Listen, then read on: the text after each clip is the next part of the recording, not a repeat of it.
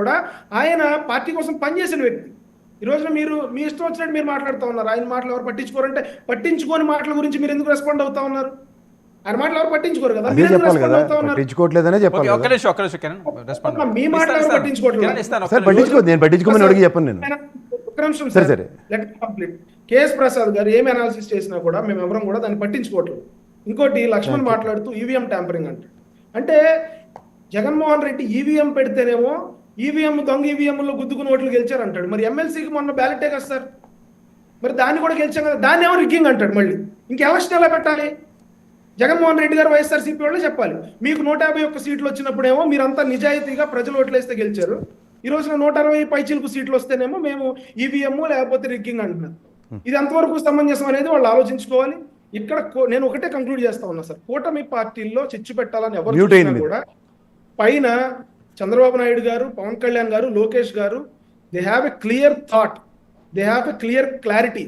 మీరు అన్ని మాటలు చెప్పి మమ్మల్ని మభ్యపెట్టాలని చూసినా కూడా ఏ సందర్భానికి ఎవరు దేనికి రెస్పాండ్ అవ్వాలో దానికి రెస్పాండ్ అవుతాం తప్ప మీరు రెచ్చగొట్టారన్నంత మాత్రం మేము రెచ్చిపోయే పరిస్థితి. ఏంటి ప్రసాద్ గారు మభ్య పెడుతున్నారట, జనసేన టార్గెట్ గా మాట్లాడుతున్నారట, అవసరం ఏమొచ్చింది యాజ్ ఏ అనలిస్ట్? ఇందులో అవసరం లేకపోవడం ఎందుకు కదా సార్. ఇప్పుడు ఆయన అధికార ప్రతినిధి కిరణ్ గారు, ఆయన ఖచ్చితంగా ఆ పార్టీకి సంబంధించిన అంశాలు ఆయన వాళ్ళకి ఫేవరబుల్గాను వాళ్ళ భుజాన్ని వేసుకుని మాట్లాడాలి.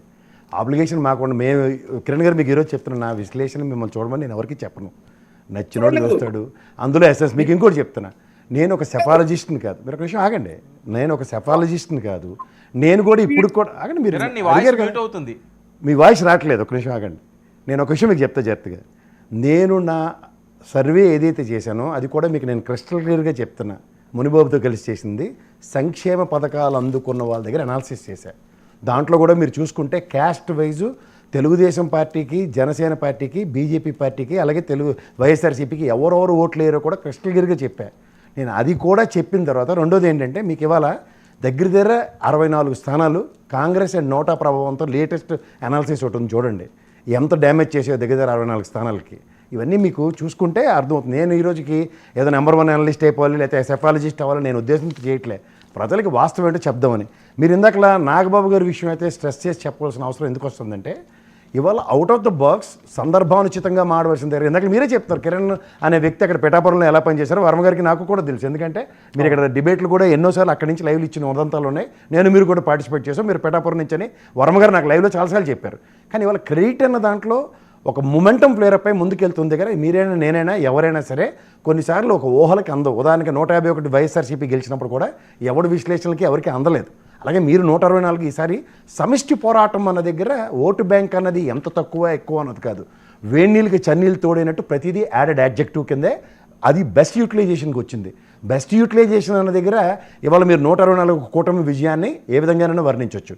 రెండోది పవన్ కళ్యాణ్ గారు అనే వ్యక్తి కూటమి ఏర్పాటుకి ఆయనే కర్త కర్మక్రియ. కూటమి విజయానికి అంటారా ఒక ఒరిజినల్గా ఒక పాకెట్లో ఓటు బ్యాంక్ ఉన్న తెలుగుదేశం 40 years ప్లస్ లెగసీ దీని మీద మాట్లాడుతున్నప్పుడు బుచ్చయ్య చౌదరి గారు ఇవాళ మాడారా లేకపోతే గతంలో మాడారా అన్న విషయం చూసుకుంటే ఎవరికి తక్కువ పర్సంటేజ్ ఆఫ్ ఓట్స్ ఉన్నాయి, ఎవరికి తక్కువ సీట్లు తీసుకున్నారు, ఎవరు షేరింగ్ల దగ్గర ఎవరు డిసైడింగ్ ఫ్యాక్టర్ అన్న దగ్గర ఆనాటి స్టేట్మెంట్ అయినా ఈనాటికి అది అనుబంధంగానూ అనుసంధానించుకునే చూడాలి. రీసెంట్ పాస్ట్లో తెలుగుదేశం నాయకులు ఎవరెవరు ఏ విధంగా స్టేట్మెంట్స్ ఇచ్చారో చూడండి. ఇందాక బాలకోటయ్య గారు ఏదో చంద్రబాబు నాయుడు గారు అరెస్ట్ గురించి ఏదో మాట్లాడుతుంటే, సార్ 17A ఇంకా ధర్మాసనం కూర్చోలేదు, దాని మీద ఇంకా చంద్రబాబు నాయుడు గారు బెయిల్ మీదే ఉన్నారు. ఇది ఒకటి గమనించుకోండి. అది ఈరోజు ఎన్డీఏ కూటమిలో బీజేపీకి వాళ్ళ దగ్గర ఉన్న పాశుపతాస్త్రం, అంతకన్నా ఇంకేం లేదు. రెండు సార్ మీకు ఇందాక నుంచి నేను చెప్తుంది ఏంటంటే, ఈ ఆవిర్భావ సభలో నేను సజెషన్లు కూడా ఇవ్వలేదు కిరణ్ గారు. ఆవిర్భావ సభలు ఏఐసీసీ ప్లేనరీలు కానీ లేదా మహానాడు కానీ మీరు ఆద్యంతం గమనించుకోగలిగితే తీర్మానాలు పార్టీకి సంబంధించిన తీర్మానాలు మాత్రమే వాళ్ళు ఈ కార్యాచరణ నెక్స్ట్ మహానాడు దాకా నెక్స్ట్ ఏఐసీ ప్లేనర్ దాకా ఎవరికి, ఎందుకంటే బాలకోటయ్య గారు సీనియర్ జర్నలిస్ట్, ఆయననే అడగండి. అంతేకాని పరనిందని ఎక్కువగా ఎవరో 1 or 2 ర్యాండమ్గా ఒకళ్ళిద్దరు ఏదో ఆవేశభరిత మాటలు మాట్లాడొచ్చేమో కానీ ఆద్యంతం మాత్రం ఇది ఉండదు.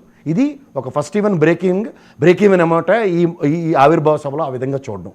రెండోది ఏంటంటే, ఒక పార్టీని మీరు నిలువరించడానికి మీ సమిష్టి కృషిని ఇవాళ మీరు దాని కృతజ్ఞత సభ కింద దాన్ని చెప్పుకుంటే మాత్రం నిజంగా అర్చనీయం.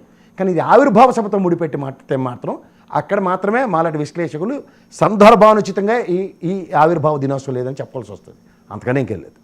ఇవాళ దొరబాబు గారు అనే వ్యక్తిని మీ పార్టీ పరంగా మీ పార్టీ ఓన్ చేసుకోవచ్చు, గతంలో వస్తాననుకోవచ్చు, ఇవాళ రావచ్చు.